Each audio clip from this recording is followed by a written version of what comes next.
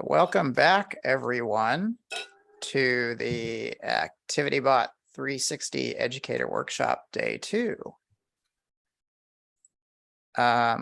Here is the link to the presentation again. And we also have short and QR versions of the link for anybody on mobile devices who wants to just look at the slideshow on one of those. But it's better to have it on your computer because there's lots of links that you can follow.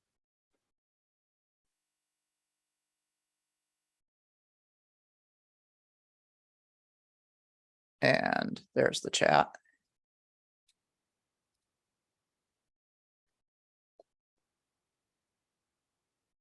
Okay, so I redid this a little bit.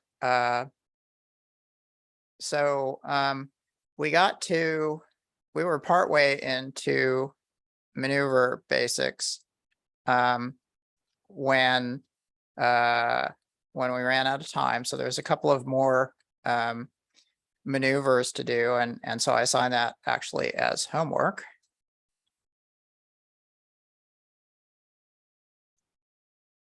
And then a little bit of Blockly how-to and some circuit basics.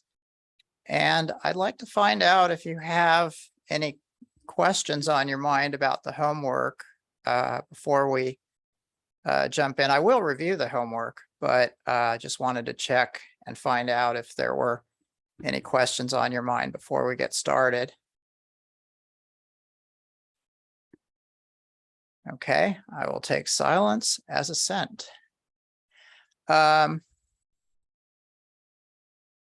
I guess one thing we could do is I did get an email from Chad. And Chad, I wonder if you'd be able to rerun the diagnostic and either share your screen or tell me verbatim what the diagnostic results said. Okay.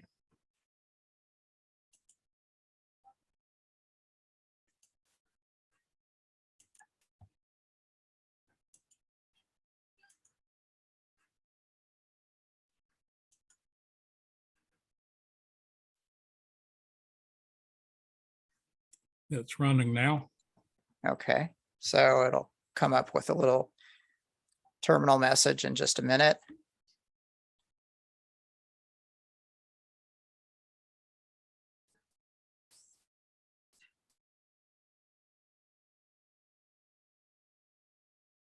And RX and TX just flashed.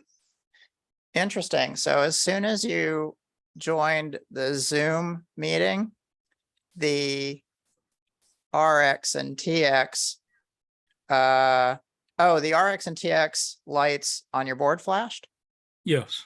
Okay, I thought there was a code loading problem. No, and immediately after that, it gave me the uh-oh message.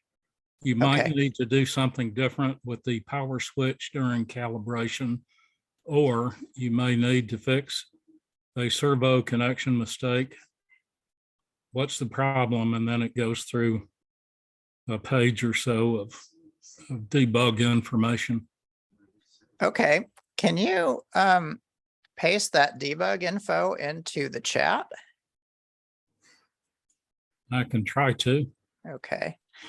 You might, if it doesn't let you right click and copy, try Control-C, shade Control-C and shade Control-Shift-C. One of those ought to get you the. Control-C doesn't work.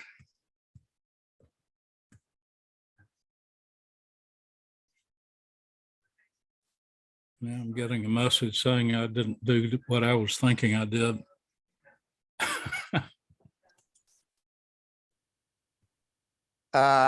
Let's see. Alternatively, Stephanie, is it possible for you to enable screen sharing by attendees? Oh, let's see.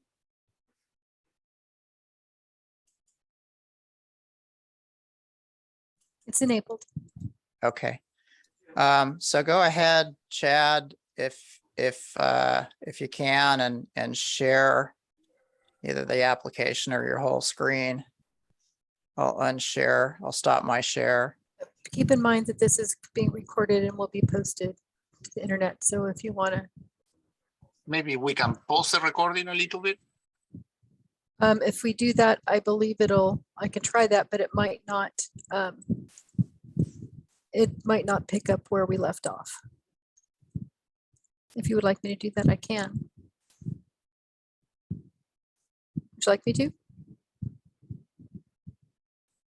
I don't know. I think it will still be a single file. Shall we try it? Let's see what. Okay, so from the homework, the first item was driving speeds. How did that go for everybody? One thumb up. Okay, 2, 3, 4. So incidentally, Chad, actually, since you gave me a thumbs up, does that mean that the program did drive speeds, even though it was hiccuping at you about the calibration? Yes. Okay. Oh, well, then another question would be, did the robot go forward, as in toward the breadboard, when it was supposed to on that driving speeds? Did it go? Yes. Okay. So actually, tell you what, don't worry about the calibration because you're using the default stuff and we can calibrate you afterwards. Okay. Excellent. Okay. Yeah, it may not perform quite as well as calibrated, but it really is, that really is mainly for, just reducing the amount of wobbling it does as it corrects its, straight ahead travel and little things like that. All right, so driving speeds.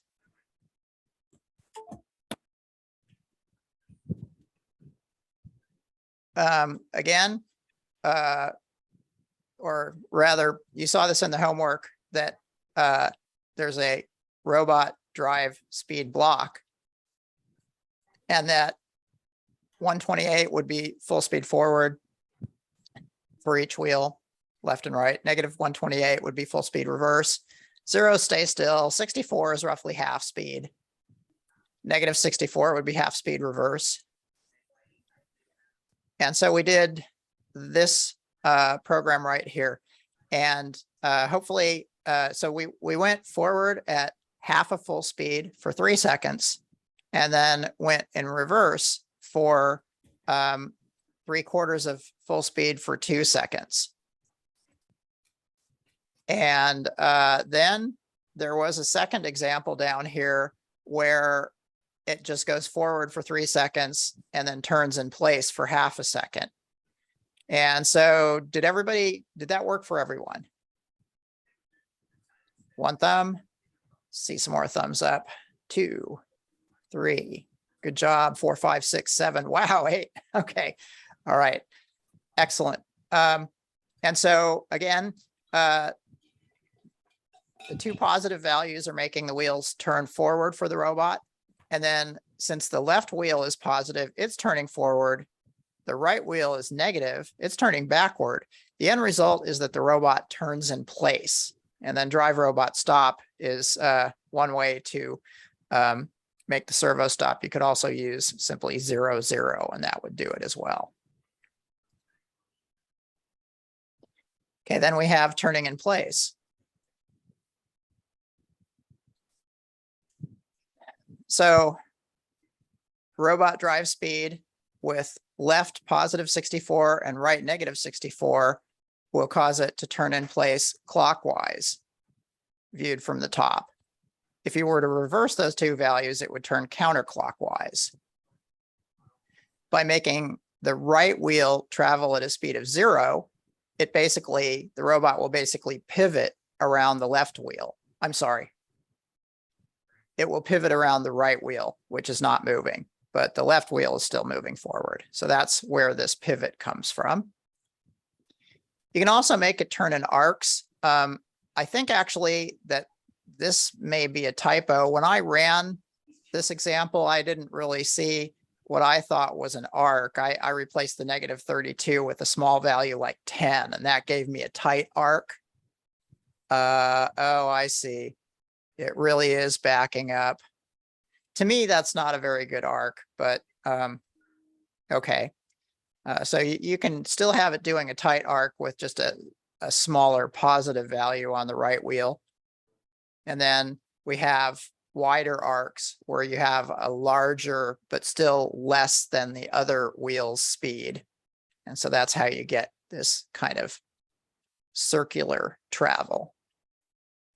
And then this was the example code. So I'm going to assume, since I've been getting thumbs up, that that worked fine for everyone too. All right, well done. Go ahead and unmute or chat to let me know if something was amiss. Okay, then we have power to connect circuits. I just wanted you to basically read about this, that, you know, the 3-position switch, position 0 turns everything off. Position 1 powers the breadboard where you might have sensors, but it does not power the motors. So you can actually run a full application program that has built-in debugging information, and the robot won't try to run away on you. Whereas if you switch it to 2, then the servos plus everything else get power and off the robot goes. So this is the breadboard, which will be covered in a video later on the page. But this also shows that we have electrical power connections, 5 volts, 3.3 volts, and ground, along with the ability to both measure and set variable voltages. D to A 0 and 1 can set variable voltage levels. A to D 0 through 3 can measure variable voltage levels. And then these I/O pins along the side, P0 through P15, are designed to either send high or low signals, being 3.3 volts or 0 volts, or measure high or low signals, which are signals that come in either above 1.65 volts or below 1.65 volts. So it would interpret above 1.65 volts as 0 and below as, it would interpret above 1.65 volts as a 1 and below 1.65 volts as a 0.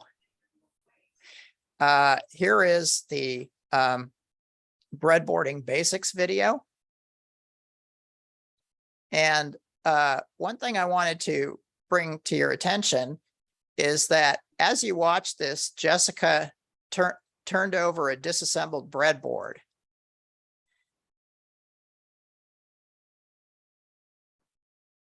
And what she's showing is that there's that there are two sets of metal strips running down the center of the board. Here's one metal strip, another, and then on the other side, and nothing in between. And so that is why your rows of 5 sockets on the breadboard are all interconnected. Is because they have this little set of connected metal clips underneath them. And so that's something to show your students. And I also included in the speaker notes another quick resource from What's a Microcontroller with Python and the microbit, but this actual example that I'm going to show you is microcontroller agnostic. So this is the web page. I'll go ahead and paste it in to the chat.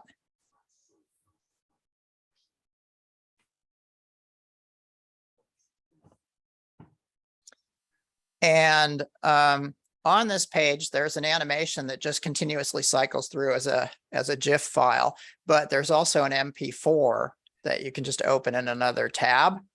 And this is nice for explaining stuff. For example, the name of all these little rows of 5 sockets on this somewhat larger breadboard than the one you have on your robot, they're called this area of groups of 5 sockets that are electrically connected are called the terminal strip. And so with the terminal strip, you can use a particular row of 5 sockets to connect together up to 5 wires or part leads. And so, for example, if you plugged in 2 wires into the same row of 5, they would be connected. Now, if you plug a wire into a different row of 5 sockets, even if it's just below, those 2 wires are not connected because they're in different rows of 5 sockets. And what you can do is kind of go through and ask the students, okay, which ones are going to be connected, which ones are not. And they can, shout it out, and then you can see the results in the video clip as it plays back. And this is a tricky one. Remember again from Jessica's video that the well in between the rows of 5 sockets are electrically separated because there's only little 5 socket wide clips underneath each row, and they're separated by the valley in the middle of the breadboard. And so each of those 2 pairs of wires, yes, they are in a row of 5 sockets, but those 2 wires are not connected to each other because they're not the same row of 5 sockets. Likewise with those 2, they're not connected to each other. However, one thing you can do is you can put a jumper wire to go from one row to another. And what that will do is electrically connect this row of 5 sockets, the metal clip underneath, to this row of 5 sockets. And then those 2 wires are connected. And so that's a nice little lesson. That's just a second resource I thought you might appreciate for explaining breadboards to your students. Okay, then we had learning to program, or basically the basics in Blockly programming. So can I get either thumbs up for you've programmed in Blockly before this course, or thumbs down for if you have not? 1, okay, 1, 2, whoa, 3 thumbs up so far, 1 thumb down, 2, 3 thumbs down. Okay, that was more than I realized from the, that's a higher percentage than I realized from the sign up info. Okay, so I'll try to make this quick. So basically, this learning to program is separated into emphasizing 5 different important programming tasks. The first is communication. The second is remembering, as in store and retrieve values. The third is calculations. The fourth is decision making. And then the 5th is repetition. So looking at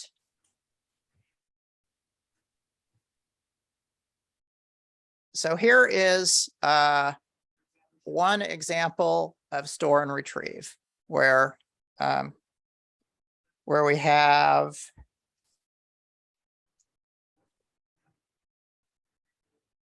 a variable named my number, which is 42, my text, greetings, earthlings, and then these terminal print, here we are. These terminal print go and retrieve those stored values and display them on the terminal, and it looks like that.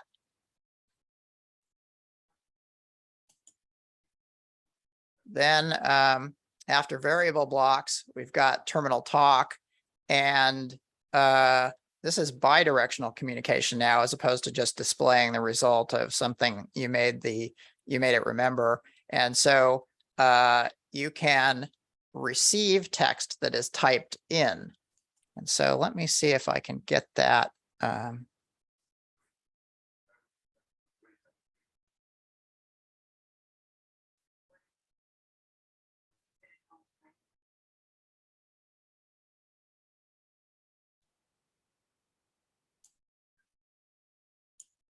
So I put the all the code listings in the speaker notes. And so terminal talk, what I did was I primarily wrote examples that really emphasized the gist of the lesson. So here we go for the chat.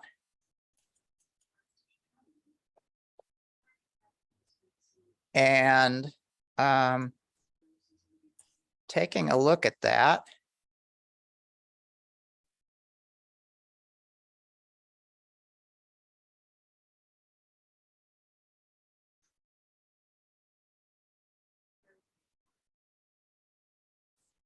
Yeah, I think I'd better just share out all of the examples with you first.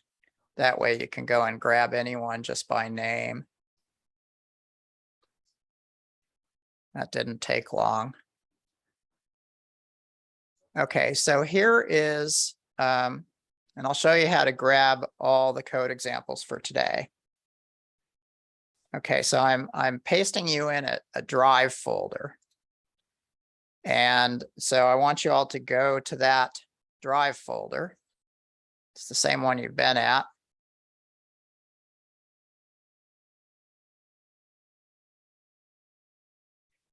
Now, when you get there, yes, it's going to show you a list of files. Oh, goodness. Do you actually see the folder name up above like I do on my drive, or did I assume that you'd be able to see that incorrectly? When you guys go to your drive, are you able to see the folder name above it or just the list of files? You can see the folder name? Excellent, excellent. Okay, so since we can see the folder name, all you have to do is right-click the folder name up here and select download.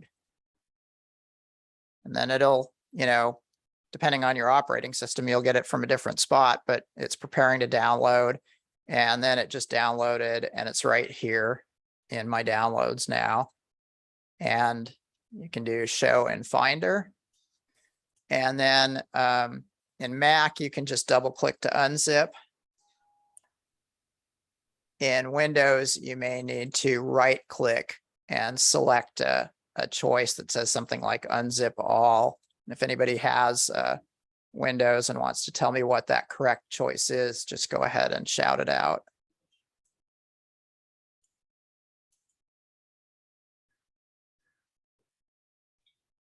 It says extract all. Extract all, thank you. I do use Windows, but I was completely blanking on what the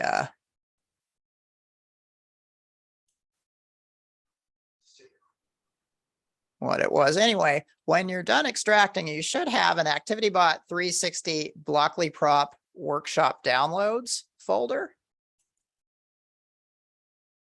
And then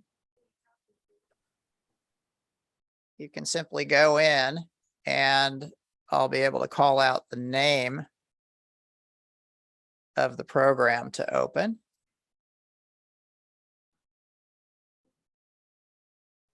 And I think we were talking about terminal talk.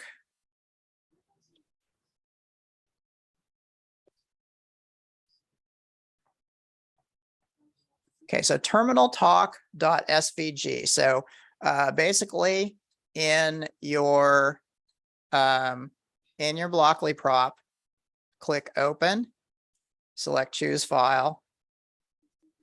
It'll plop you into your downloads. Go ahead and select the folder that you just extracted, not the zip, but the actual folder that was extracted as a result of unzipping the download. And then you can sort it in alphabetical order.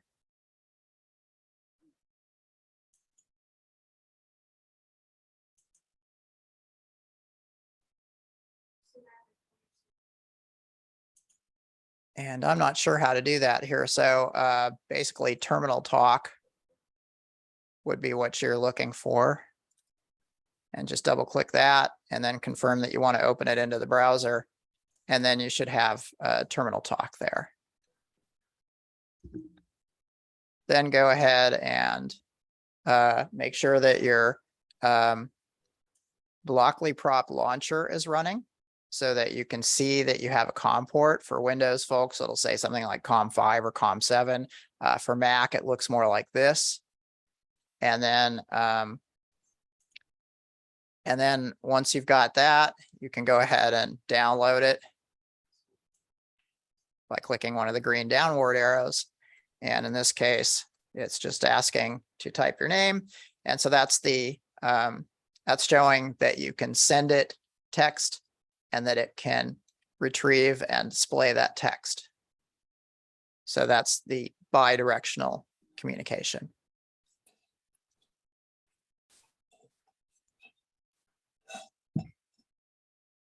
So math should be pretty straightforward. Most of math is in the operation blocks. And so there's quite a variety of them. So you guys went through and did that. So I just want to mention that if you click operators, there are numeric operators. Like this one right here will give you the common plus, minus, divide, remainder after division raised to the power of. So these are, kind of your simple operations. But if you go back to operators and numbers, and by the way, this little puzzle piece means that the result of this operation spits out from here. And so you would, for example, want to create a variable like result, and then you can place result, and then you can grab some values or some variables. So like maybe if you wanted to, you could say, hey, the result is whatever was previously in result. Oopsie, in variables. So whatever the previous result value was could be there. And then we're adding 2 to that and storing the new version of that in an updated version of result. So this result is spitting out a value because it has that knob-like puzzle piece. And then so is the 2. Both of those are emitting values and they're getting added.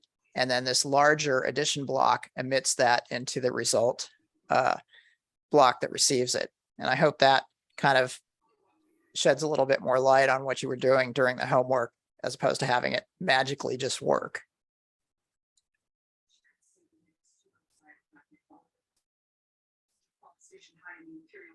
Also in math, you can determine which of two numbers are, and they might be variables, so you won't know necessarily which is higher.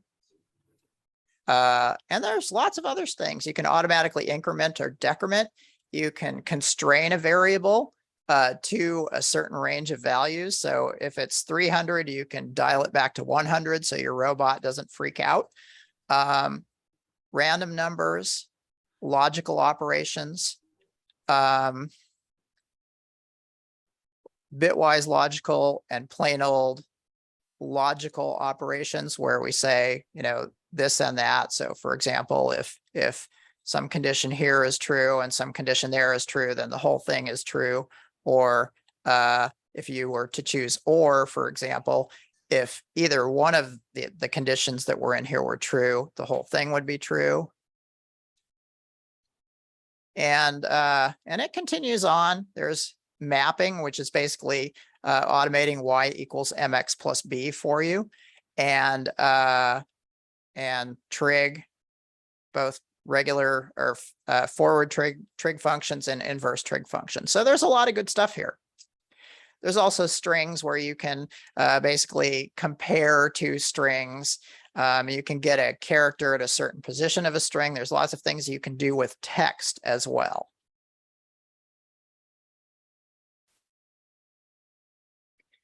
Making decisions. So the one thing I wanted to talk with you about here is, okay, so you entered that,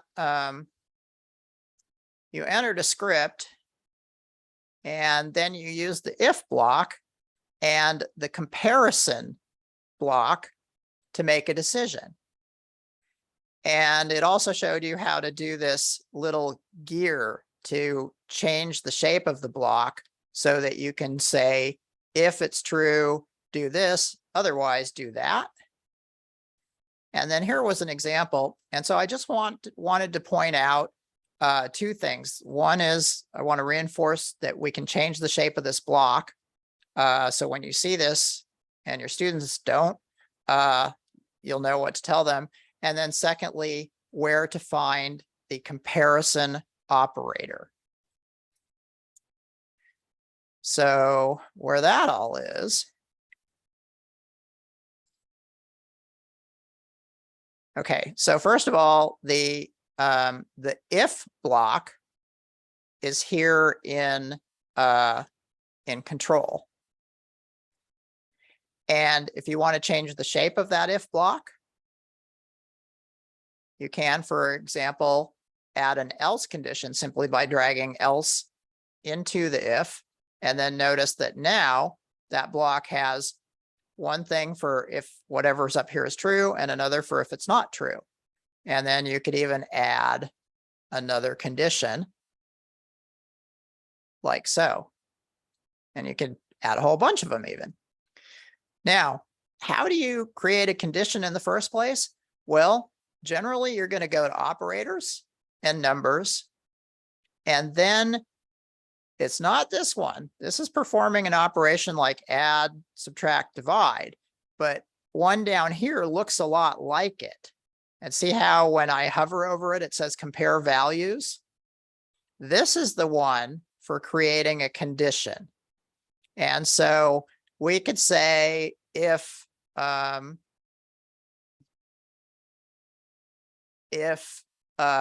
variable value equals 0, then we can do something in here.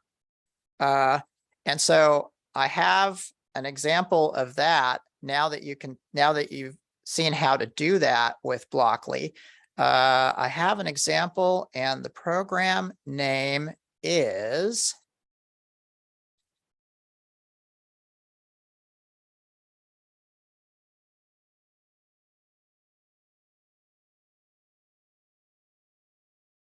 I should just go to the slide.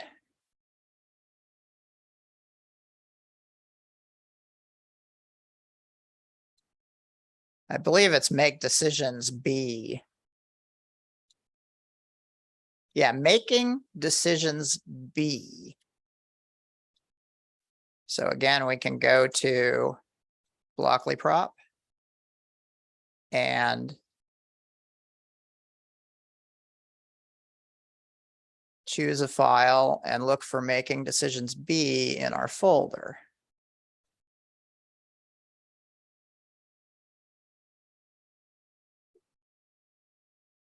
And so this is kind of a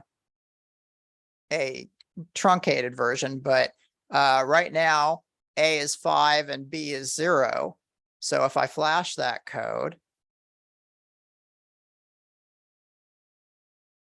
it says A is greater than B. And what it did was it said, okay, A is 5, B is 0. Okay, if A is greater than B, is it? Well, yeah, A is 5 and B is 0, so it is. So we're just going to do this and nothing else. Now, if instead A was 0 and B was 5, it would skip this and then check the next thing and go, oh, lo and behold, that's true. And then it'll print A is less than B. And if you make them equal instead, then it'll skip the first two and do this last one. These are all mutually exclusive. So it's going to check this. And if that's true, it doesn't check anything else. It just does what's in the do part here and then moves on to whatever program might be below it. And then blocks that repeat.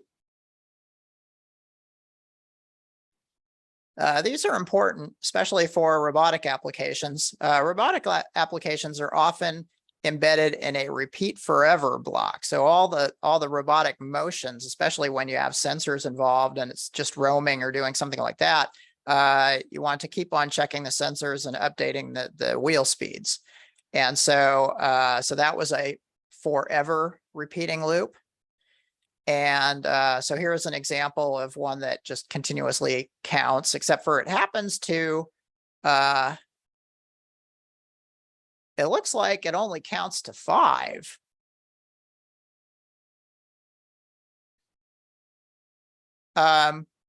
Because basically it adds 1 to item using the increment block. And then it says, well, if the item is greater than 5, then just break out of here and say, I'm done. And so it's going to keep doing this. And even though it's a repeat forever, there's this break block that sends it out of there. And then the other important one is a block that makes things count automatically. And this is very common in all programming languages. It's usually has the word for, some kind of for loop, in BASIC for next, and C for, Java for, and even Python uses for. So we're repeating some value in a variable, and in this case, they'll start counting at 0, stop counting at 100, and go in steps of 10. And so as you look at the terminal, it should show you 0, 10, 20, 30, 40, etc. And so that brings us out of our homework, and thought we might have some fun with ultrasound navigation. So I'm going to switch over to my camera here. It's looking a little dark today.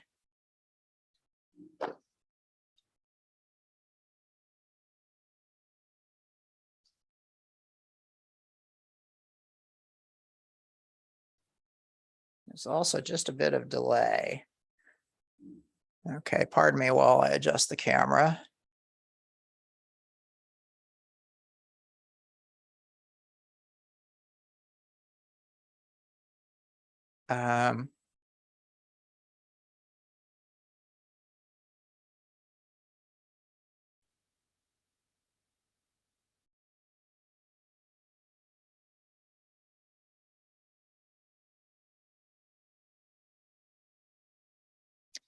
Okay, there we go. And so what I want you to do is grab the ping sensor. It's going to be in a bag that looks like this. And then a black, red, and yellow jumper wire.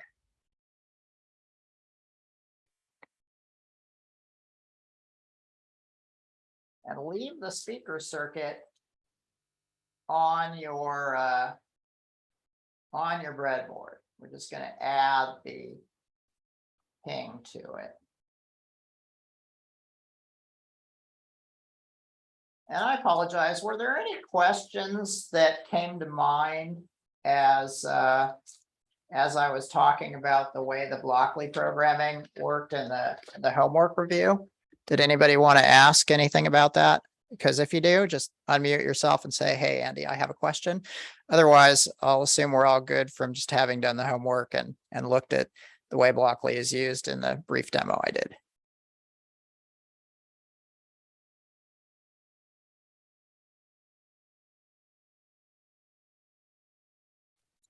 Okay, now the instructions for the for building the ping are going to be on this page, which I'll go ahead and paste into the chat.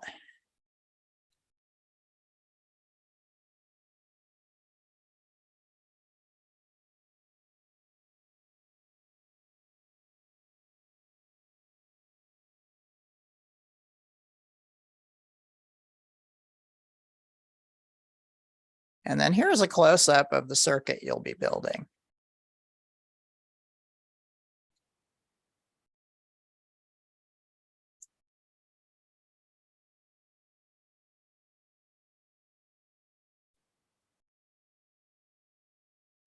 Did that make it into the chat? Okay, thank you, Marcel.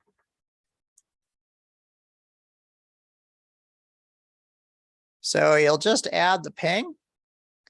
And you'll need to make sure that the lowest of the 3 ping pins, when you plug it in, goes to GND. The middle of the 3 pins goes to 5V. And then the, oh, you know what? I was going from memory calling out 3 wires, but we actually need a 220 ohm resistor. That's not right.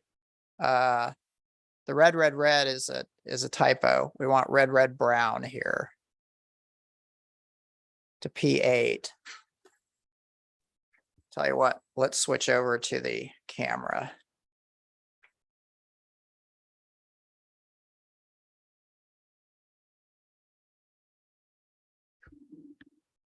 We'll get that fixed for you.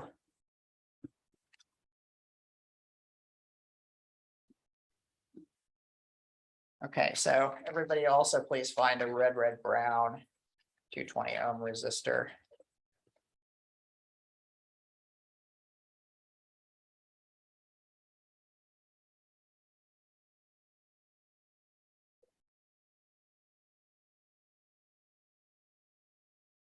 They are taped together.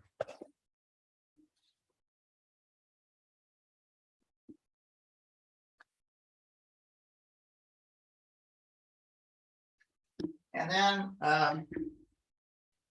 if you find yourself feeling challenged to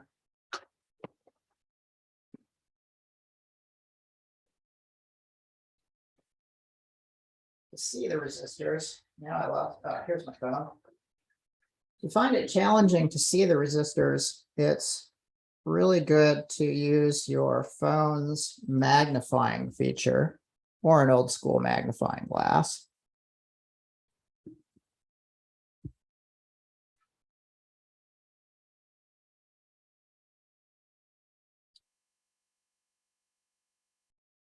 I'm gonna have to bring this up a little bit.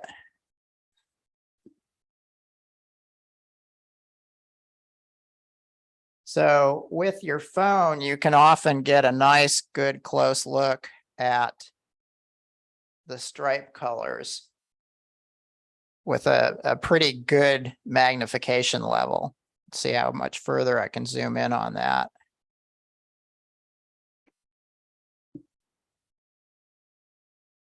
So there is the red brown.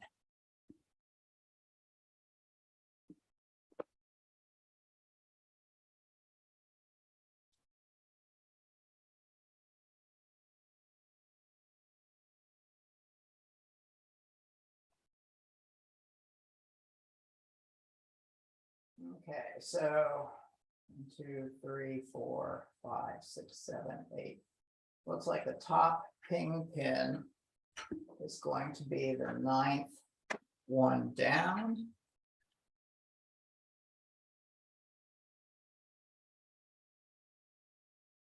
I'm trying to get my camera to be a little bit clearer.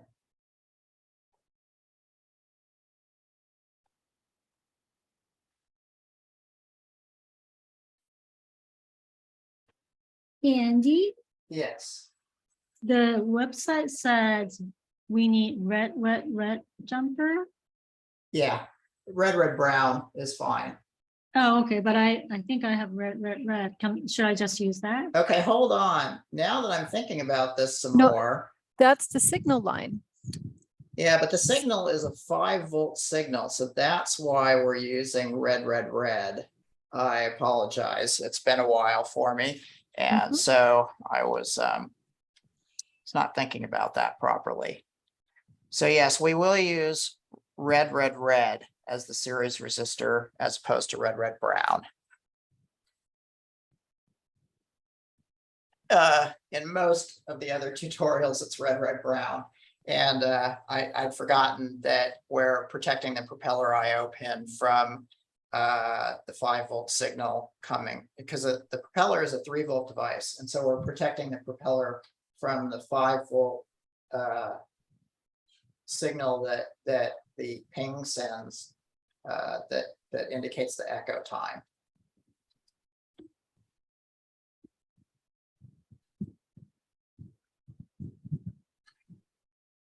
And so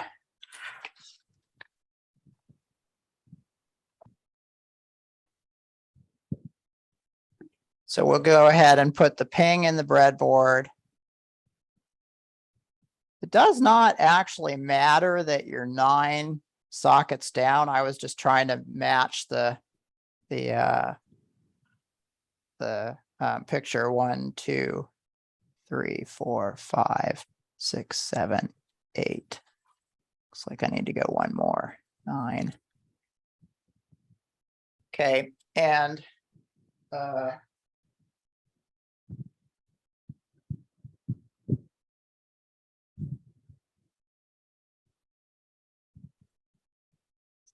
the main thing is that you need to make sure that wherever those pins go, put that speaker wire out of the way. Okay, if you can see the pins there, the lowest of the 3 pins needs a black wire in the same row as it.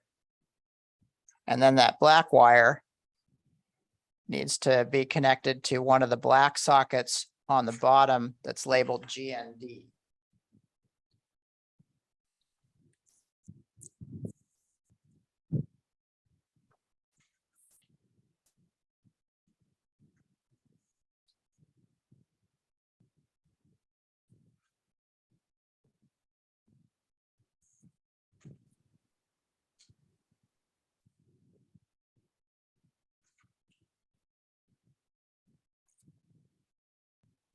Andy, are you frozen? I hope not. Oh, okay. Just trying to get a better focus on this. For a while, the camera software was not responding. Okay.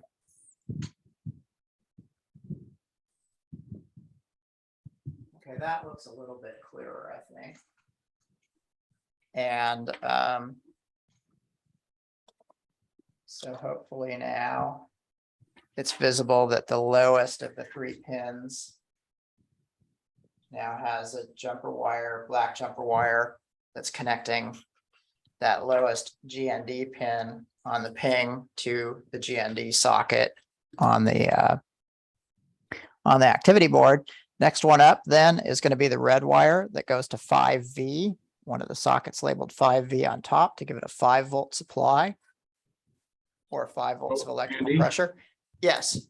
So it doesn't matter as long as all 3 wires are matching with the pin. Well, the main thing is when you say it doesn't matter, if the ping is moved up a row, then all 3 wires would need to go up with it. So Right. the main thing is to have the ping so that its pins, so that its lowest pin is Mhm. connected to GND with a wire. Its middle pin is connected to 5V with a wire. And then its upper pin is connected to P8 with a 22K, that's red resistor.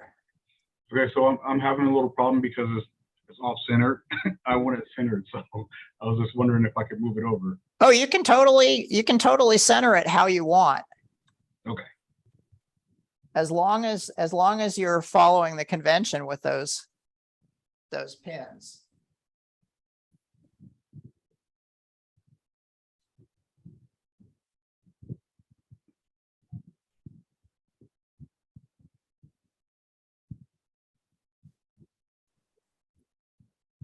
And then here, 1, 2. Oh, it was the 8th one down. I apologize. I said 9.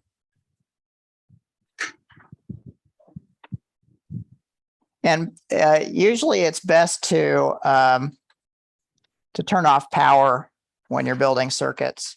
That's something that a lot of teachers harp on, and I probably should too. It's just that we don't tend to do much damage on these things when not turning off power, but it really is a best practice.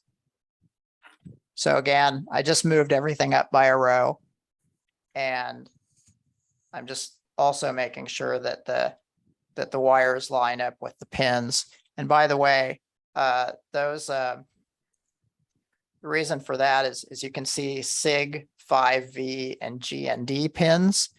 And then when we're plugging it in, it's actually like that. SIG is the upper pin, 5V is the middle pin, and GND is the lower pin. That's why we're making those connections according to that little map on the front of the ping. Although in the tutorial, we're using this picture instead.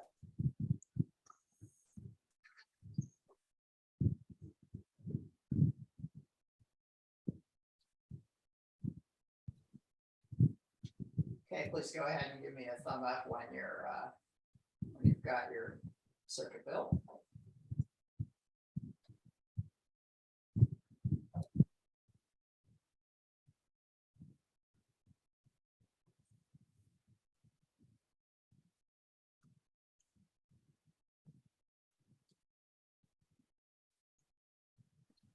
Thank you. One thumb up.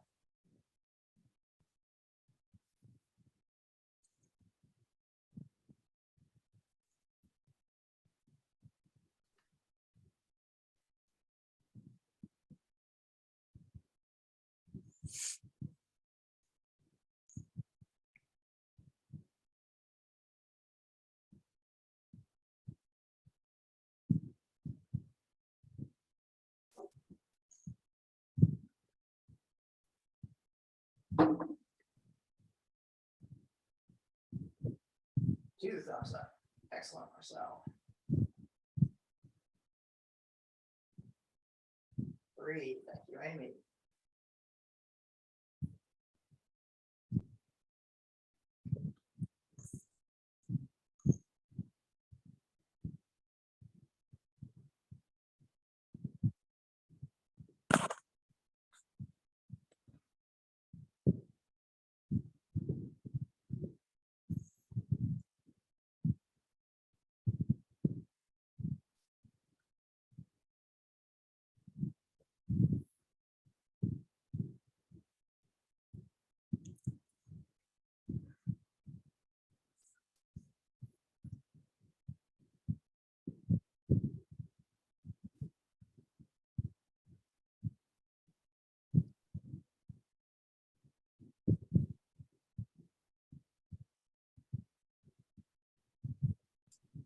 Okay, we have 3 out of 12 so far, so make sure to send me a thumb up when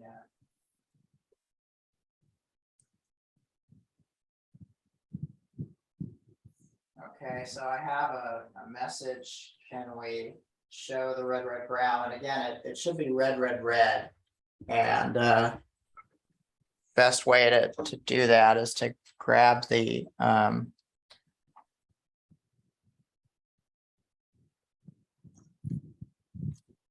is it true that we only have one red, red, red in the bag specifically for the ping? Mhm. Okay. So you'll need a close up of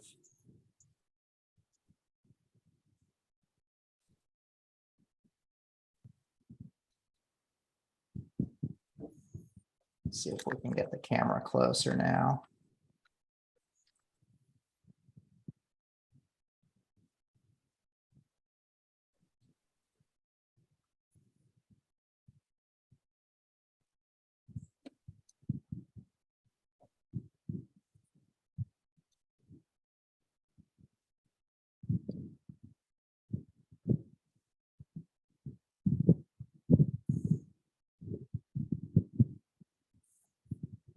Okay, so there is the red, red, red resistor.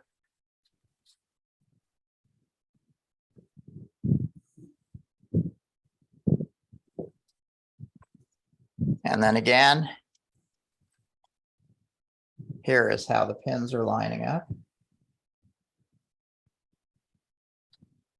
And then make sure the ping sinks all the way, roughly 3/8 of an inch, quarter of an to 3/8 of an inch into those sockets, so that you don't see any space between the plastic header at the bottom of the ping and the breadboard.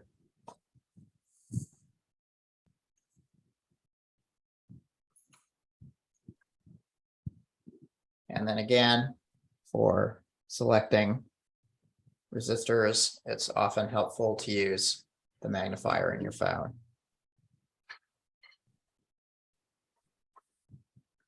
Okay. So everybody got that built?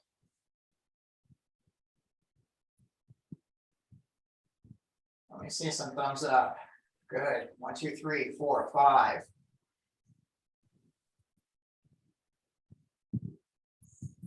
6, 7. Thank you. 8. Okay, we're looking better now. So once you have that done, let's build and test the ping. And so we were looking at the instructions here. The next thing after build and test the ping is well, actually no, we want to do the test part now that we've built it. And so the test code is called display distance with ping.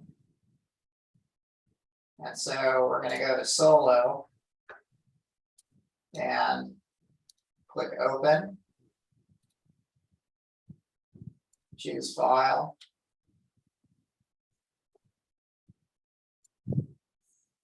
And then look for display distance with ping.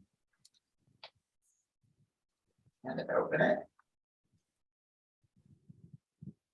And then we'll need to turn the power on. So once you've finished with your circuit, set the power switch to 1.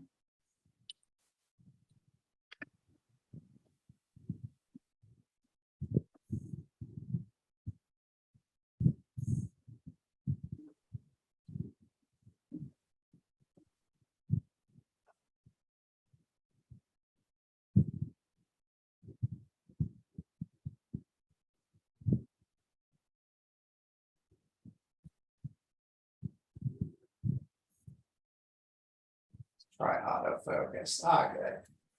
Just doesn't like those macro distances. Okay, so then you can go ahead and load the script into, or load the block program into the propeller.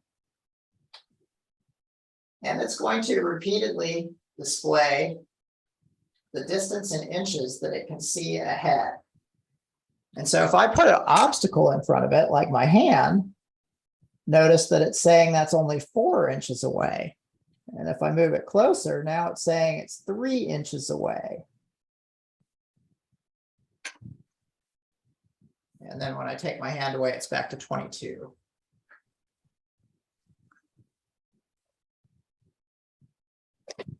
Here's the robot box. Now it's 8 inches, 7, 6, 4, and so on.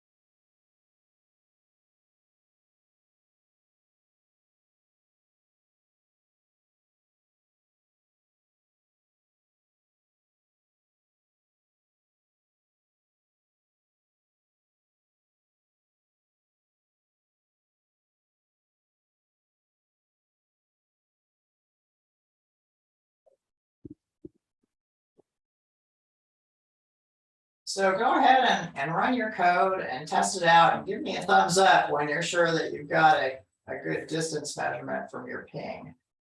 Hey, Andy, Marcella is reporting that this distance reading is moving really slowly. Is that typical? Or what might that indicate? Oh.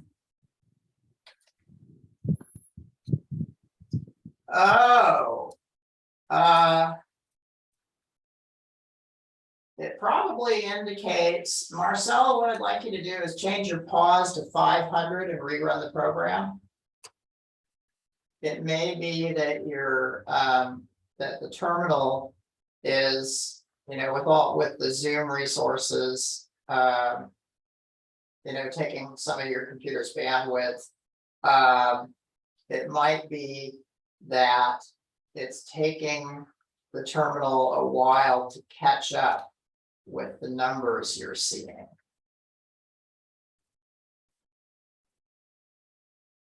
And also another way to do it is to just hit and then a new line, and then right click terminal clear screen and disable the block.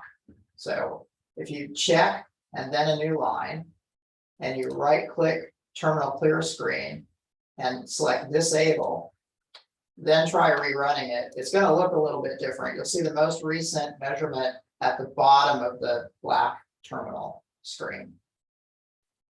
Well, I mean, it's going to start at the top, but once it gets to the bottom, it's going to start scrolling. And so your most recent measurement, if I move the box a little, notice that we see 4s and then 3s. Maybe even a 2, there we go. And so the most recent measurement appears at the bottom.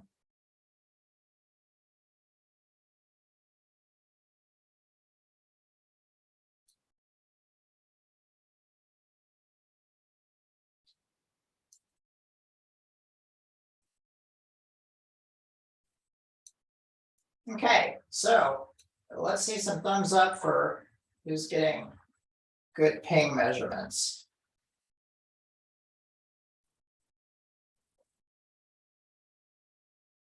One. 2.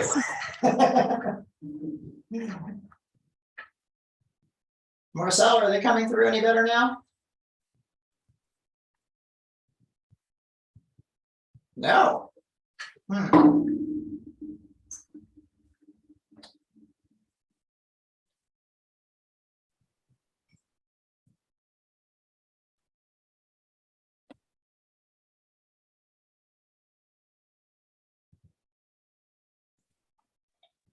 It's a good 10 to 15 seconds delay before it displays on the screen. Okay, now once it does display on the screen, does it update regularly? No, like right now I'm playing with it and now it just redid it. So now I'm trying again for another reading.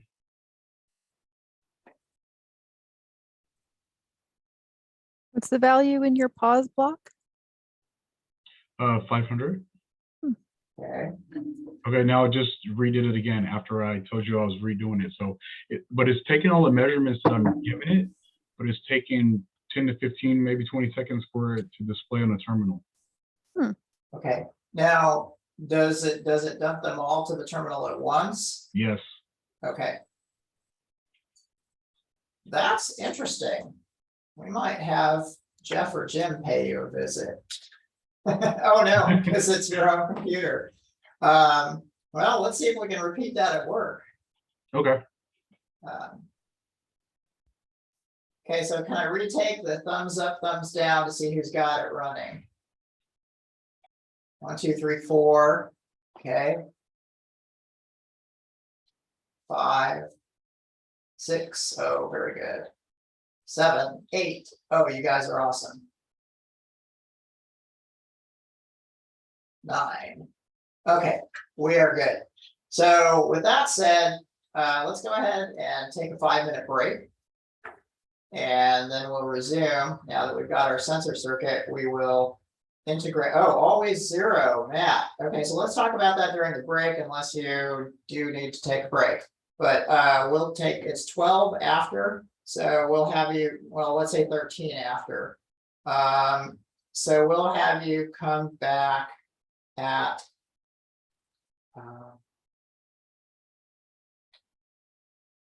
at 18 minutes after the hour. And then, so Matt, you're always getting zeroed.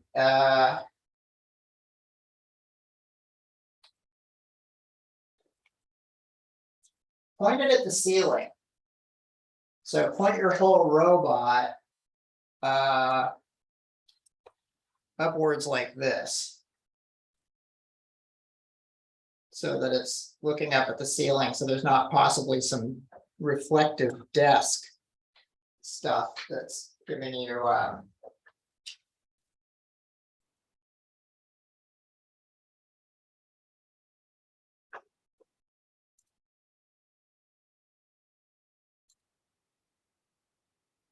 and then yes, I see Ari saying check wiring.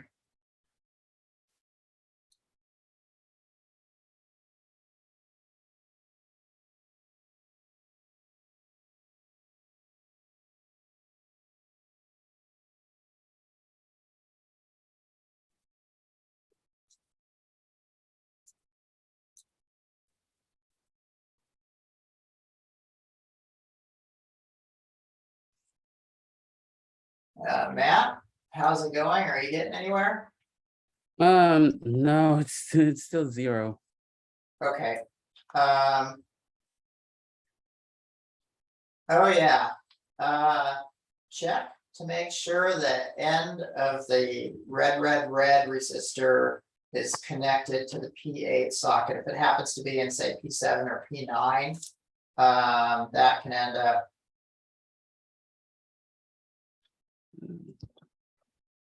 Now, let me show you what I have. Okay. I don't know. You can see it. I'm not sure. Yeah, just a second. Let me share my screen so we can see it full Yeah. size. I think you have the resistor connected to the breadboard instead of the header.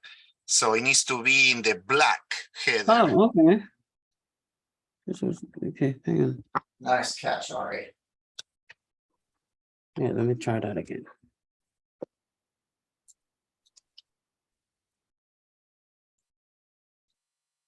Oh, all right. That works. Thank you. Perfect. Perfect. All right, that works. Thanks, Ari. Yeah, Thanks, Andy. you're welcome. Our pleasure. Let's see. Share.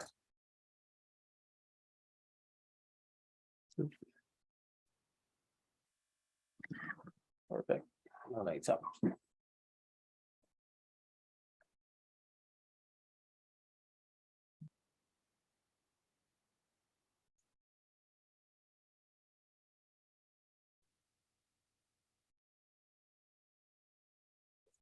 So while we're still at break, Sylvie, if you're there,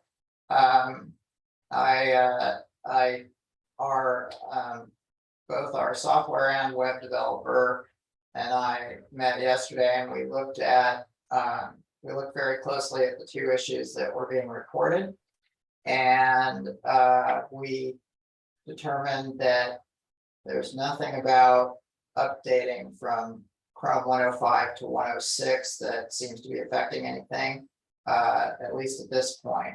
So we're not looking at any of the Chrome browser being a possible culprit. The DTR errors, actually, we are looking at the Chrome browser as being a possible culprit. However, our developers said that Web Serial is going to be updated. And so since they're expecting an update already, we're going to wait and see if the occasional error where it's displaying a DTR error, if that goes away when Chrome rolls out its update. I was concerned because the update from 104 to 105 did disable something for programming microbits with Chromebooks, and so the update from 105 to 106, my big concern was that maybe it was gonna, introduce something new and unexpected for this class, especially since the updates mainly rolled out on Sunday and Monday of the week of the course. But it looks like it's all. It looks like Chrome is. It looks like we're not having any unknown issues with Chrome and Blockly Prop currently.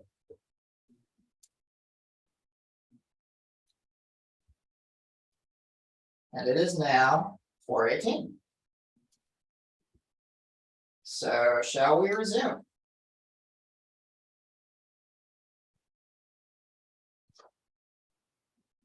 I'll wait for Marcel to sit back down.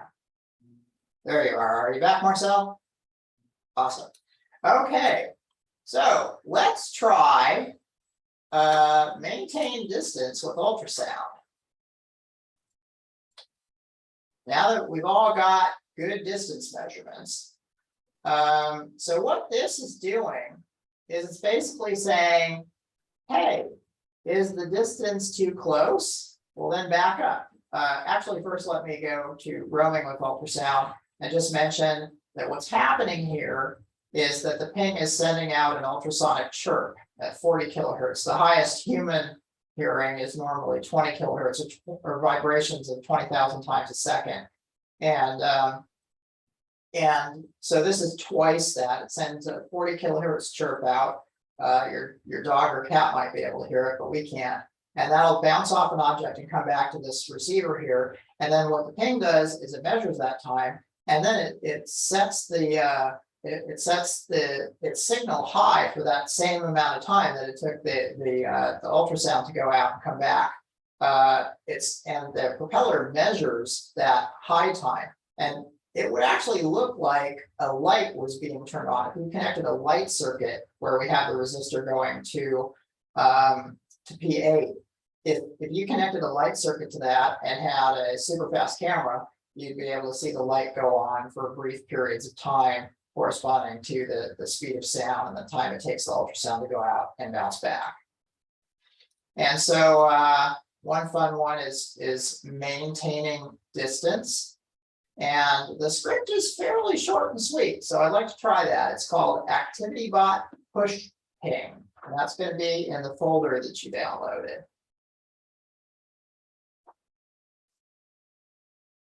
And so again, we're going to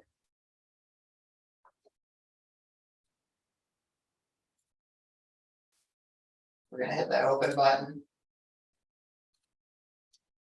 choose file, ActivityBot push ping.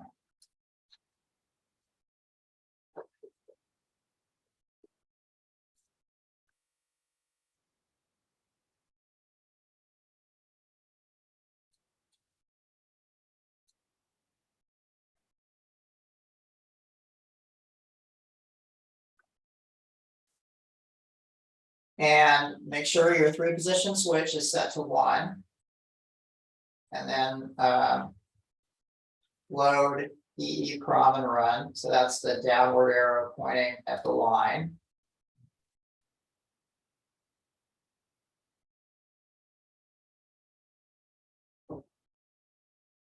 That's an interesting error I'm receiving. Show the YouTube video to our developers.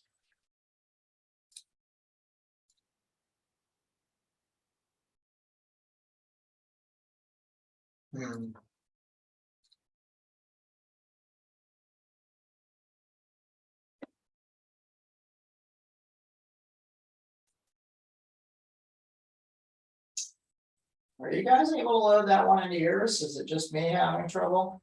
Okay, excellent. So now, once you've got it going, what you'll want to do is make sure that your batteries are loaded and your barrel jack is plugged in. The battery barrel jack is plugged into the barrel, or the battery barrel plug is plugged into the barrel jack. So this is the plug, that's the jack. There we go. And then you'll be setting it to 2. And it's going to maintain a distance of 32 centimeters, I believe.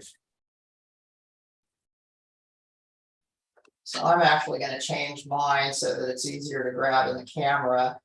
I'll change mine to 15 centimeters.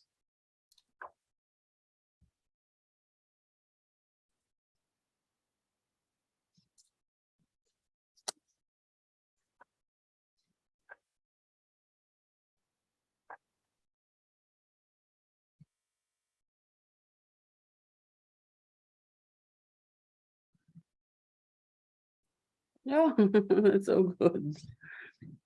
That's pretty neat, isn't it?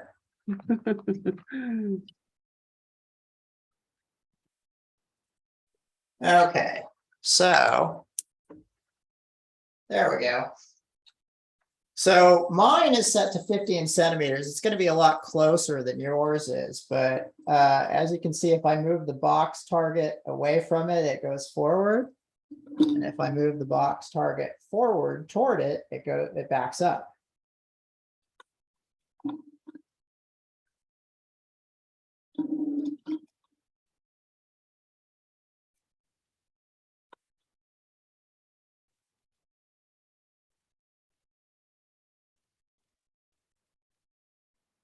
And when I, Matt is working good there. oh yeah, that looks great.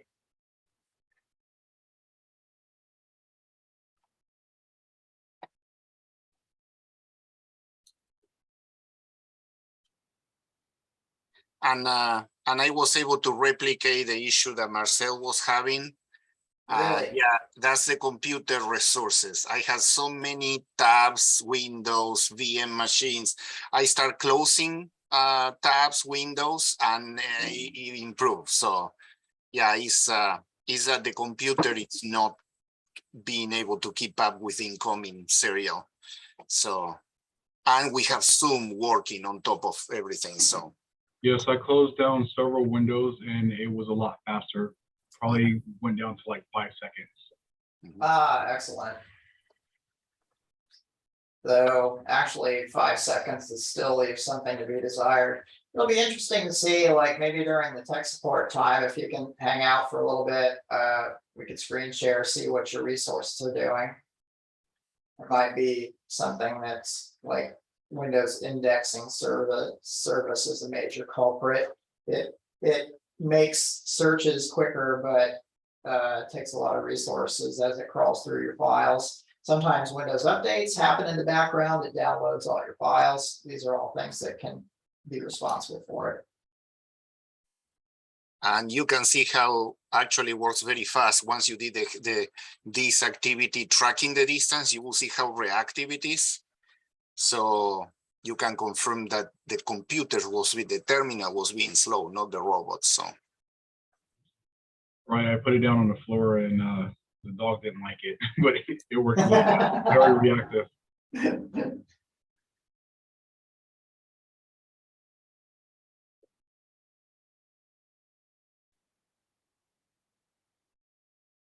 Okay, thumbs up, thumbs down. Who got their test to work? Their distance following. Good job, Ari. Matt, excellent. Stan, excellent. Jason, Marcel, David, Matt,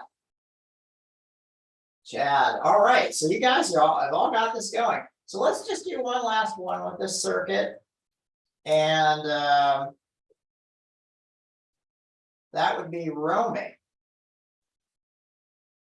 And so what roaming does, let's see if the file name is not roaming with whiskers, unfortunately. So roaming with ultrasound. we have ping, detect, and turn. Yes, ping, detect, and turn random. And so go ahead and open that up with solo.parallax.com, as in Blockly prop.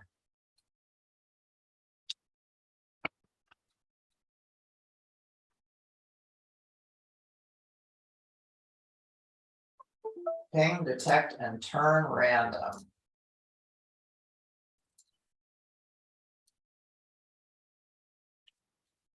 And so you'll need to plug your USB back in and set your 3-position switch to 1. And then flash it. And again, that's going to be load EEPROM run. So so the downward arrow that's pointing at the line.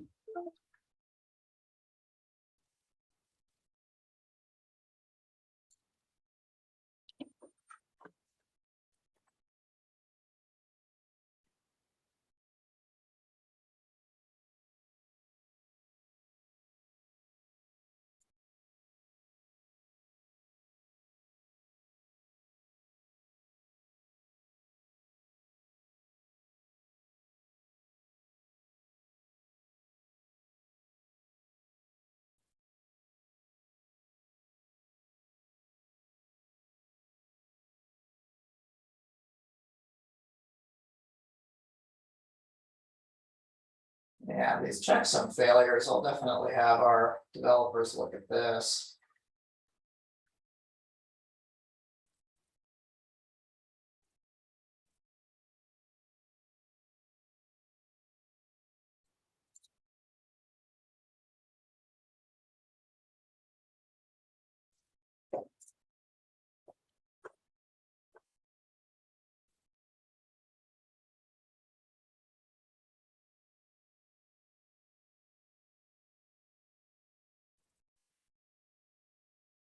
And what you'll do after you load the program is set it down on the ground, and when it sees an obstacle, it's going to pick a random direction and then turn away from the obstacle until it sees an opening. And in that way, it's going to go ahead and roam around.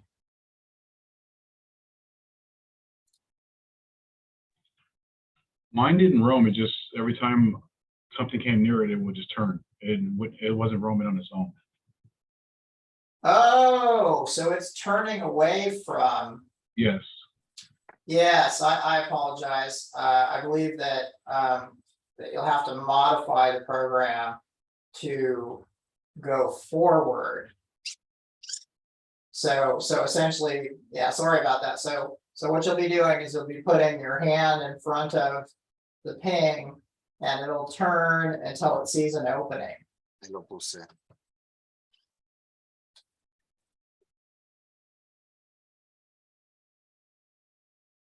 All right, do you mind if I share your Notice this is called ping, detect, and turn random. yeah. Different program. That's what it's supposed to do. And that's to get the idea that it can sense you and turn away without running off the table. For making it convenient for first interacting with the wheels and the sensors without having the robots all over the floor in the classroom. If you imagine there's, a dozen or 2 of these at once in one classroom. And then let's see what it has to say about modifications to make it avoid objects.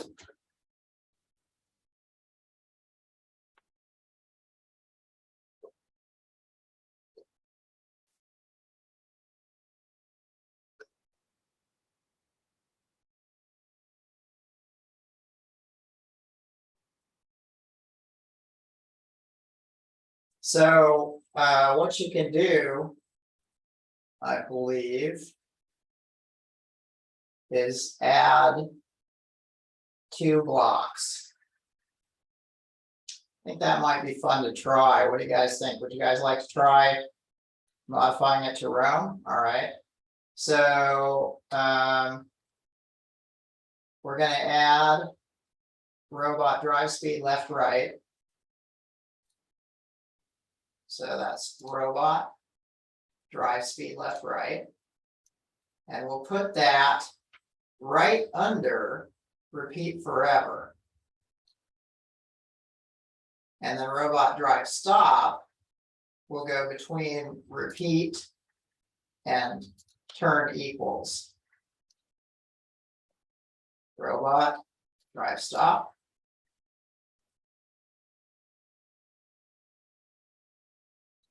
Right there. So here and here.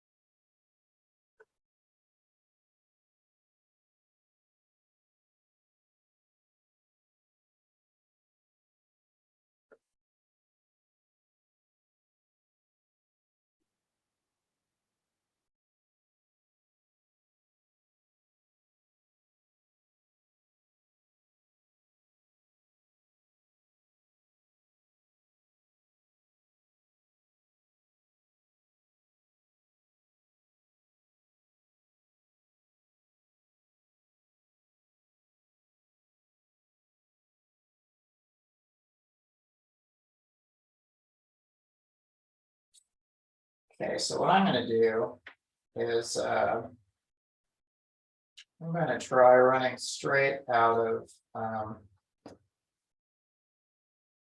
the Blockly prop launcher. So one thing you can do is instead of using solo.parallax.com on the web, sometimes it works better if you launch Blockly prop solo, and that's you're running the Blockly prop launcher, and this is the launch button to launch Blockly prop solo. So this is the application version, and it's basically the same. Oops.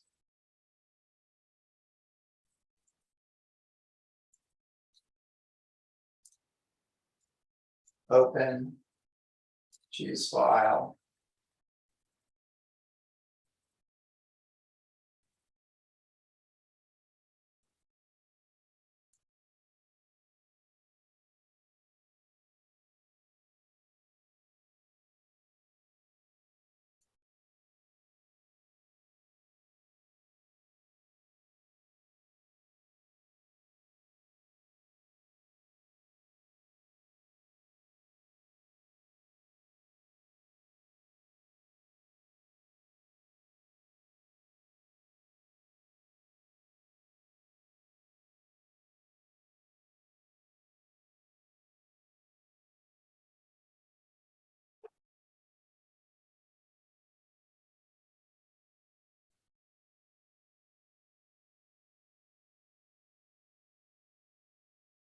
Okay, so mine is finally going to turn away from me.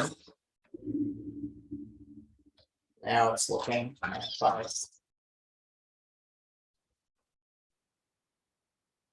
I turn it at something, it'll start trying to turn away. And now it's looking far away again. And then if we make those two modifications again.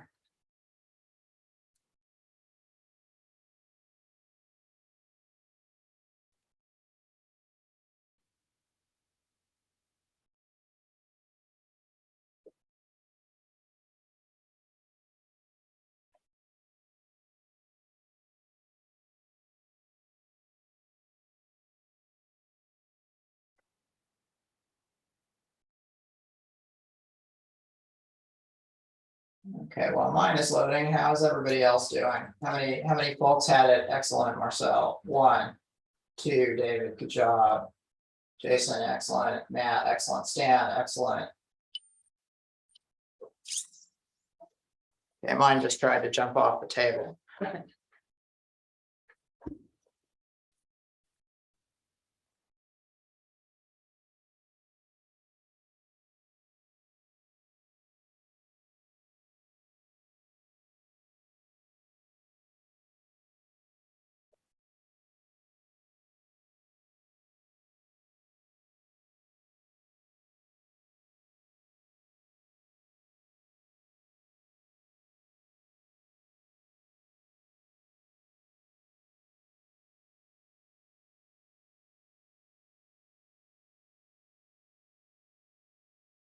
All right, so so what do you guys think of that so far? Is that pretty fun?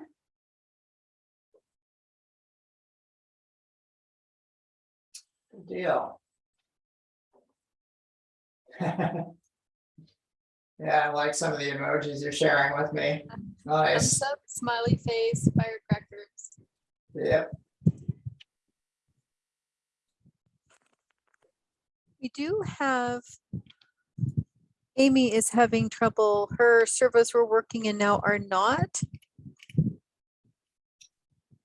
Okay, so first up would be making sure your switch is in position 2. Yep, we did that. All right. And the batteries are fresh. And we're set to V in. The tab to the left of the P12, P13 ports is there. And if those are not the rechargeables, they should be set to V in, correct? No, it should always be VN no matter what. Oh, okay. Sylvie says hers are on 5 volts and it's fine. Okay, it is fine. It's just it won't maintain the top speed of 128 ticks per second or 2 wheel turns per second. Generally, what I do if my servos stop working is I gently pull upwards on the yellow wires or the plugs with the yellow wires coming out of them. And then I gently push them back down again. Then I do that to the servo ports too. Yeah, so I have been doing that all of them, but it, so Oh, it was goodness. working. It was working before the workshop because I Uh-huh. did the catch up today, and then somehow it stopped working. No. So another possibility, is it possible that it was left on for overnight, like maybe in position 1 or something like that? Because that could end up draining the batteries. Right, so I just put all the fresh batteries in. Just Okay, still the same. interesting. Now let's back up to a really simple program then. I would say let's back up to Yeah, I have been testing just the motor movement one. okay, forward, backward. Yeah. And then, and I'm also using the slow speed, still not moving.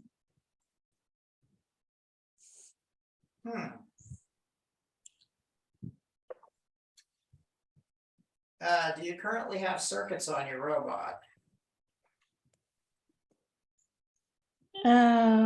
What do you mean by that? Oh, like the ping and the speaker and all that? Yeah. Okay. think Now, not. but was this not working before you put the ping on, or did it just start when you put the ping on? Well, so I was just following it through. So I did the motor, was the, yeah, and then I added the speaker, and then I added the ultrasonic, and then just thought, oh, I will have to use the motor. So I didn't test it until putting the ultrasonic on. Okay. Because if I guess another thing would be if there's a circuit error, Like there- short circuit. a short circuit could be preventing it from running. So the way to do that then, if you're just testing with a simple navigation program, is you could remove the connection to GND and the connection to 5V. That's the red and the black wires. And that should usually, and then if you try again a simple navigation program. All the wires to the ground. Yeah, there's one wire going from GND to the pings GND. Mm-hmm. And so I would recommend taking that one out and then taking out the wire that's going from 5V to the center of the 3 pins. That way we'll have most of the possible current drains removed from the system so that you can again go back and try a basic navigation. Yeah, so it actually says the program is successfully downloaded, but the motor is not moving. Okay. And you're in position 2 with your switch. Try just going, I don't know, to 1 and back to 2. 1 and back to 2. Yeah, no, working. Okay. And you loaded it into EEPROM, the arrow going down to the line. What do you mean? Okay, so there's two different. Oh, you mean the buttons. download? Yes. Yeah, Yeah, so Um, instead of just running it by downloading and run, I did the download and run. okay. Yeah, I don't know what's. Hmm. Hmm.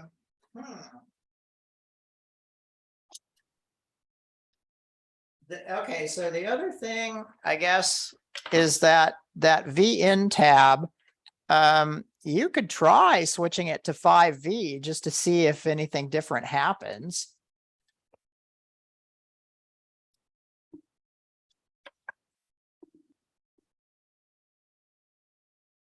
Do you mean the one for 2 yellow? The one for the servo ports. Now, normally you Oh, want to 2 have yellow. that one on VN, the little tab. Let me see if Right. So you're basically saying to change it to 5B? yeah, just to see what happens. Okay.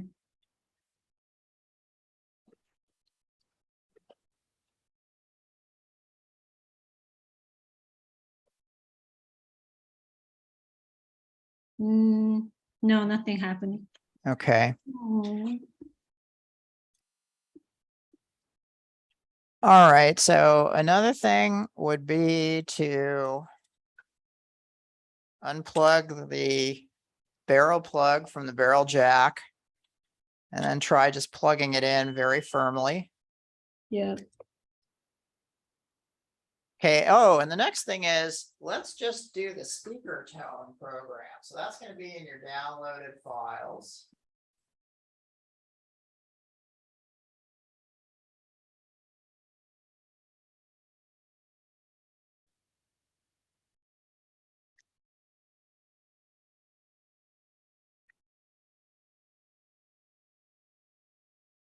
Um,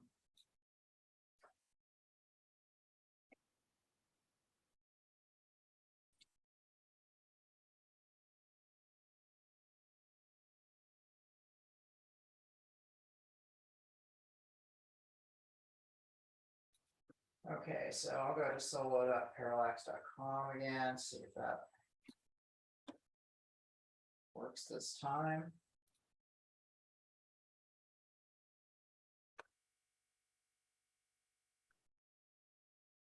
Kind of guessing that the temperature is a little higher in my office today than it was on Monday, which is why my downloads aren't working. Not 100% sure.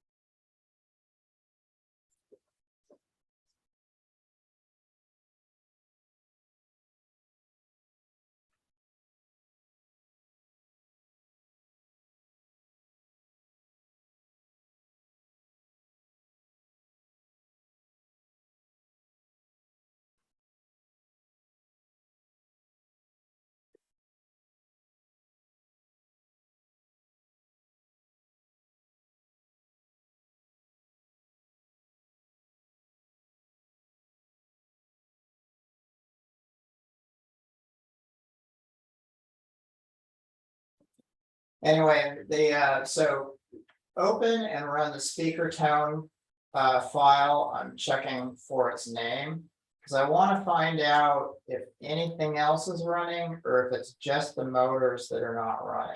I think it's called beep. Thank you. Beep. So that means we're I have to wire them all up again. Oh, yes. Basically, you want to leave that speaker on the entire for Okay. all the tutorials. Sorry, the ground goes to this. Okay. So not the ping, but just the little piezo speaker. Right. Okay. And then should I just roll the beep? Yes, just run the beep and set it in position 1, and let's make sure you're running a program. Alternatively, you could actually just do a new program test terminal. Set your board to propeller activity board, hit continue, and then just go to pin states, make pin 0 high, and then set that 0 to 26.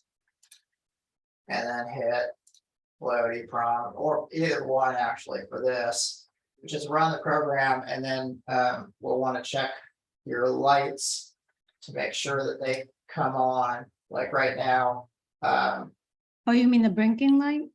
the blinking light, or just plain old turning a light on. Okay.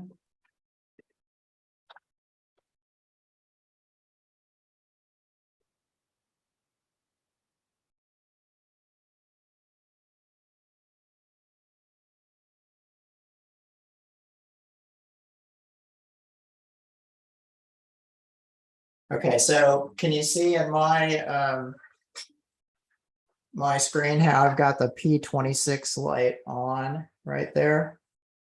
Yeah, so the light is working, the speaker beeps. Okay, good. So that means our big question is, why aren't the motors working? So we'll continue, if you can hang a little bit after, let's continue the troubleshooting then. Sure, sorry about that. No problem at all. All right, so for your homework, there's a couple of different options. I recommend trying at least one, but you're welcome to also try both. So the first one is going to be the whiskers chapter. And you've got the scripts for them. And basically, whiskers are just little wires that are sticking out in front of the robot. And it's the Navigate by Touch chapter. And what we'll have you do is very carefully build the circuit. And if you can, just so basically you'll build the circuit, and I'll talk a little bit about how that's built. It's going to list the parts. All these resistors have a gold stripe that we don't talk about. The stripe that calls out their value are the other 3. So you'll be looking for 2 brown, black, orange, that's 10 kilo ohm or 10,000 ohm resistors, and 2 red, brown resistors, along with these 3-pin headers and the whisker wires here. And then you'll be following the instructions. It'll show how to loosen, you'll just want to loosen these 2 screws on the front of your robot and hook the whiskers through them, and then retighten the screws. And then be very careful to have those whiskers oriented so that this is basically parallel to the front of the board. We don't want it constantly touching those 3 pins. We want it so that when you press on a whisker, it then comes in contact. So these are the 2 3-pin headers that were shown in the picture. So you're going to insert these all the way into these 2 these 2 areas of sockets that are shown. You'll have to be mindful about making sure that your that everything's connected here on the same row, and also that these resistor wires aren't touching each other. So like we don't want one brown, black, red resistor to be touching another. You'll be with the 220 ohm, the red, brown resistors going from P7 to one of those rows, and from P8 to the other row where everything else is, and connecting your 10K on the other end of 3.3 volts. And so you build this circuit. Whoops, what did I just do? Okay. So you'll go ahead and build this circuit. And then there's by the way, this reads like a book also. You can just go to the bottom and hit next page. And here's the script, and test ActivityBot whiskers is in the folder you just downloaded.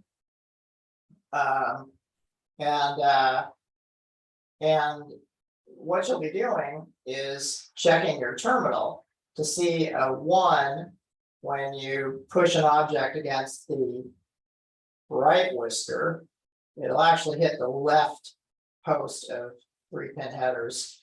And you'll see the right turn from 1 to 0. And then likewise, if you push on the other one, it'll make the left turn from 1 to 0. So once you get that test going, then you'll, by the way, there's also a cute little script down here that you can try for just making a light go on and off when you press the whiskers against the post. Marcel, you might like that one simply because it won't use the debug terminal if your computer resources are still lagging after the zoom. And then this script, you can push on a whisker and it's literally like pushing the robot back. And then there's roaming with whiskers, which is another script. And again, these are programmed, and these are all in that folder you downloaded. And so you can then get something like this when you're done, where the robot's cruising along, just about to run into the box. And when it does, the whiskers press into the 3-pin headers, it backs up and turns and goes another direction because the program is monitoring those 3-pin headers. So that's one option. Now, the other option is going to be to navigate by, well, you can actually, you know, depending on what you want to do, you can do the visible light one. So what I want everybody to do is pick one. And then I think I'd like us to demo, to have everybody demo what they've done next time. Now I'm going to need to add some programs to this. So I'll do it as quickly as I can, probably tomorrow morning. So by tomorrow afternoon, that same folder, if you go back to it, and I'll email you the link again, we should have the application and test programs for all of the ones. So there's navigate by light. And with this, you'll be building a light sensor. And it's gonna be the one that's shaped differently from the little red lights. It'll have a little plastic case, and you'll need to go through and follow the instructions. So light sensing is one of the more advanced topics. That the script is kind of big, but again, it'll be written for you. And then infrared navigation is a really, really fun one. So this is where instead of bumping into the object like the whiskers, the robot just basically sees the object ahead of it and will turn away. And unlike the ping, the thing about the infrared is it's got 2 headlights looking forward, and that allows it to turn away from objects without using random or scanning back and forth to figure out where to go next. So, so these will be all your options. I'd like you to pick one, build and test the circuit, and get it to work following the instructions. Make sure to get with me if you get stuck anywhere. I will send you links to all 3 of those chapters, and then you can pick the chapter you want.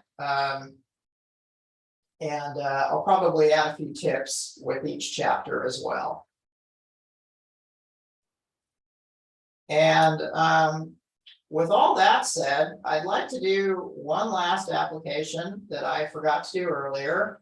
And it has to do with using the distance. It's back in build and test the ping sensor circuit. And down in, so this is where it talks about, by the way, you know, when I was explaining earlier how the ping sensor works, it is right there in the tutorial, as are most of the things that I've been telling you about. So this talks about how it makes a clicking noise, and that the energy of that click goes out, bounces off something, comes back to the transducer. And then the ping sends an equivalent signal. It holds a signal with its with the pin connected to P8. It holds that high for the equivalent amount of time it took the sound to go out and come back. And then there is this one, which is called Ping Piezo. I would like you to try Ping Piezo before we adjourn for today. And remember, just pick one, although you're welcome to do more than one chapter's worth of project. And then another thing is, you know, if there's an entire page or two of how it works with no check marks, it's good reading, but it's not necessary to getting your robot running. And we'll, like I said, we'll have you demo your chosen project, be that navigation by light, navigation by touch with whiskers, or navigation with the infrared sensors. We'll have you demo, and we'll also help you troubleshoot your circuits on Friday before going into the educational resources. So going back, we'll do Ping Piezo. Okay, open. Hear that? Yes, I do. So you're choosing different distances of your hand in front of the ping, and it's giving you different pitches based on.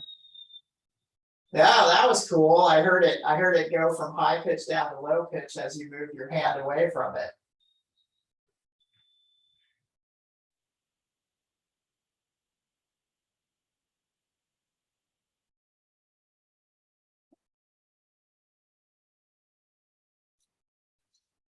And I do have one other all points bulletin.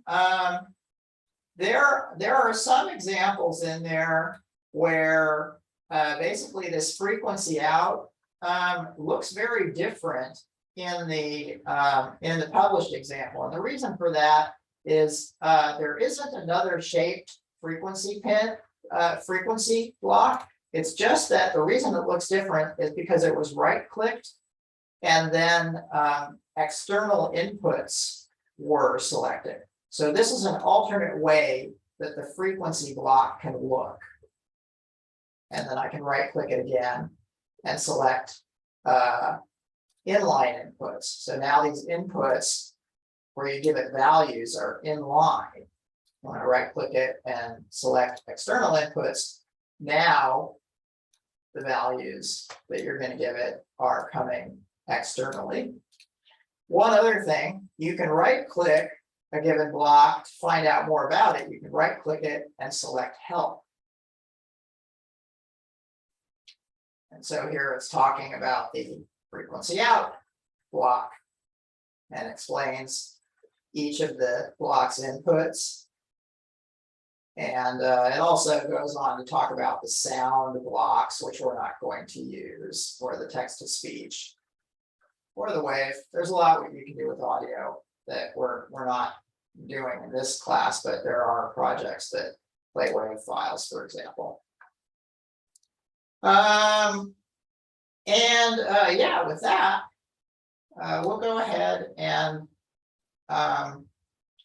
take any final questions and answers before we adjourn for the day, and then we'll switch over to doing some tech support. I know we've got a couple of you that were stuck. I think there was one calibration that wasn't working, and then one robot's servos just seemed to stop responding. And so those are the two that we want to talk about, and any others as well. So, Ari, what have you got going there? Oh, just the last example. Ah, okay. I'm getting ready for the questions. Would you like me to keep recording or end the recording now? I think we can go ahead and end it. Okay. Thanks for coming, everyone.